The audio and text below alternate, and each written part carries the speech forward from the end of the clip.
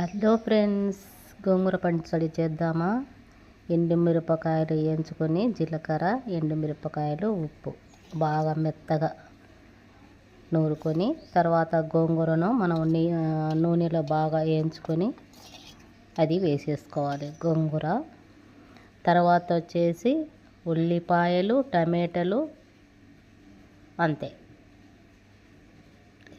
నూనెలో బాగా వేయించుకొని అది వేసేసుకోవాలి. బాగా ఇది దంచిన తర్వాత నూరుకొని దీన్ని తిరవాత పెట్టుకోవడమే. తిరవాత ఏమంటే మా పాప తెల్లగడ్డ తినదని తిరవాతలో తెల్లగడ్డ వేయలేదు. మీరు కావాలంటే వేసుకోండి. చాలా బాగుంటుంది, చాలా రుచికరంగా ఉంటుంది. ఈ పచ్చడి ఒకసారి తింటే మళ్ళీ మళ్ళీ తినాలనిపిస్తుంది, అంత రుచికరంగా ఉంటుంది. జీలకర్ర, ఎండుమిర్చి వేసినాం కదా, చాలా బాగుంటుంది. ఇలా మగ్గించుకొని బాగా ఒక ఆమ్లెట్ వేసుకొని తినండి. సూపర్ అంటే సూపరు, మళ్ళీ మళ్ళీ కావాలనిపిస్తుంది ఇలాంటి పచ్చడి.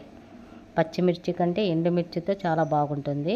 జీలకర్ర, ఎండుమిర్చి ఒకసారి ట్రై చేయండి, లైక్ చేయండి, సబ్స్క్రైబ్ చేసుకోండి. ఓకే.